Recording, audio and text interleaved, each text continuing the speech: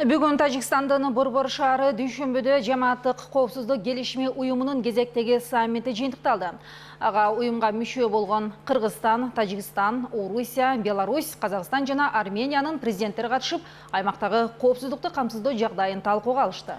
Жыйында жалпысынан 10дон ашык негизги документтерге кол коюлду. Жамааттык коопсуздук келишим уюмунун дүйшөмбөдө өткөн жыйынынан кененирээк кабарчыбыз Нургүл Жумабекованын репортажы. Тажикстанда жамааттык коопсуздук келишим уюмунун кезектеги сессиясы өз ишин баштады. Бул максатта уюмга мүчө мамлекеттердин өлкө башчылары дүйшөмбүгө чогулушту. Президенттерди Улуттар сарайында Эмомали Рахмон тосту. Бул жолку жыйындын башкы маселеси чөлкөмдөгү коопсуздукту камсыздоо. Уюмга мүчө өлкөлөрдүн президенттери адегенде тар чөйрөдө барлашты. ЖККнын жамааттык коопсуздук кеңешинин жабык жыйынына мамлекет башчылары менен кошо уюмдун баш катчысы Николай Барджужа кирди. Борбор Азия чөлкөмдөгү мамлекеттерди Ооганстандагы жакынкы чыгышта болуп жаткан абал түйшөлтүп турат.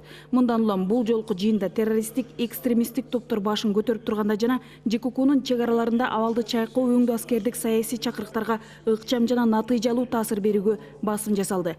Бул максатта ыкчам таасир берүүчү жамааттык күчтөрдүн күтүүсүз текшерүүгө алуу жагдай каралды.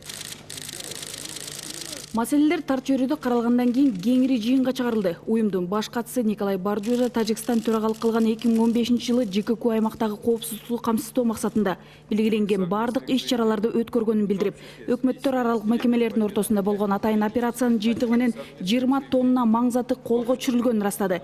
Кыргызстандын президенти Алмазбек Атамбаев дүйнөдөгү аскердик саясий абал улам барган сайын өзгөрүп, капыстан келген кооптуу жагдай сепаратизмдин өсүшүнө, улуттук жана диний экстремизмдин күч алышын шарттап жатканын билдирди. Современная обстановка в мире. Кыргызстан башка өлкөлөр сыяктуу эле жамааттык коопсуздук келишим уюмунун жоопкерчиликтүү аймагында жайгашкан.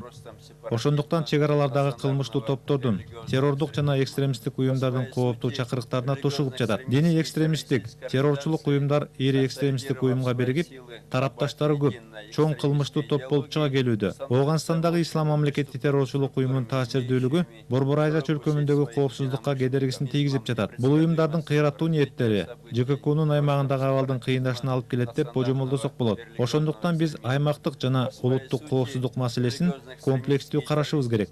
Ислам мамлекетинин куралчан топторунун согуш таласына биздин жарандардын азгырылып кетип жатканы, кайра кайтып келип террорчулук экстремисттик маанайдагы ишмердүүлүктү жайылтканы кооптонууну жаратат, деди Алмазбек Атамбаев. Анын айтымында бул ички жана тышкы миграциянын алсыз көзөмөлдөгөнүнүн кесепети. Атамбаев мындан пайдаланып эл аралык террорчулук уюмдун өкүлдөрү жасалма документтер менен ээн эркин жүрүп, радикалдык исламдын идеологиясын таңуулап жатканын билдирди. Тилекке каршы террорчулук уюмдардын катарына Кыргызстандын жарандары да азгырылып жатат, деди өлкө башчы. Особую обеспокоенность вызывают многочисленные факты вербовки. Алдын ала көргөн чараларга карабай согуш таласына кетип жаткан жарандар бар.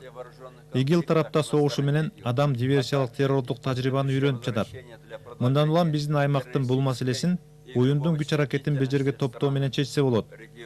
Ошол эле учурда террорчулукка, аймактык экстремизмге каршы турууга биздин мамлекеттердин бул багыттагы кызматташтыгын өнүктүрүү жана террорчулукка каршы турууну шарттаган бирдиктүү мыйзам ченемдерин жакшыртуу зарыл. Муну менен катар уюмдун алкагында чогуу иш алып барып, тиешелүү мекемелер жана министрликтер ортосунда маалымат алмашууну ыкчамдатуу жакшы натыйжа берет деп ойлойм. Казакстандын президенти Нурсултан Назарбаев Ооганстандын түндүгүндөгү абал Борбор Азия чөлкөмүндөгү мамлекеттерге кедергисин тийгизиши мүмкүн экенин айтып кооптонду. Орусиянын президенти Владимир Путин да барган сайын террористтик, экстремисттик күчтөр күчөп турган кырдаалда ЖКК мүчөлөрүнүн Ооганстандагы абал түйшөлтө турганын билдирди. Ошол эле учурда Путин Иракта, Сирияда болуп жаткан окуяларда чектен чыгып жатканын белгилеп, кооптонуу күчөп турганын айтты. Өлкө башчылары тарабынан мындай абалда аскер кубаттуулугун жана ыкчам таасир берүүчү жамааттык күчтөрдү күчөтүү сунушу берилди. С выводом основной части иностранных военных контингентов ситуация, к сожалению, в стране деградирует. Эл аралык күчтөр Ооганстанда бир топ жыл бою коопсуздукту камсыз кылууну максат кылып турганы менен бул маселе аягына сапаттуу натыйжа менен чыга алган жок. Ошондуктан Ооганстандагы террорчулук, экстремисттик топтордун кайрадан баш көтөрүшү биздин аймакка кооптуу коркунучту жаратып жатат. Сирия менен Иракта абал өтө кооптуу. Себеби ислам мамлекети уюмунун согушкерлери эки мамлекеттин көпчүлүк аймагын көзөмөлдөп турат. Террорчулар ачык эле коңшулаш аймактарга кол салаарын айтып жатышат. Мындан улам Орусия террорчулукка каршы кеңири коалицияны түзүүнү сунуштады. Кеңири жыйындан соң ондон ашык документтерге кол коюлду. Анын ичинен негизгилери ЖККнын аскер башкармалыгын түзүү. Ошентип ЖККнын дүйшөмбүдө өткөн кезектеги саммити ийгиликтүү жыйынтыкталды. Уюмга төрагалык кылуу милдети Тажикстандан Арменияга өттү. ЖККнын кезектеги саммити келерки жылга белгиленди. Нургул Жумабекова, Алтынхан Бабаев, Коомдук 1 канал, Тажикстан, Дүйшөмбү.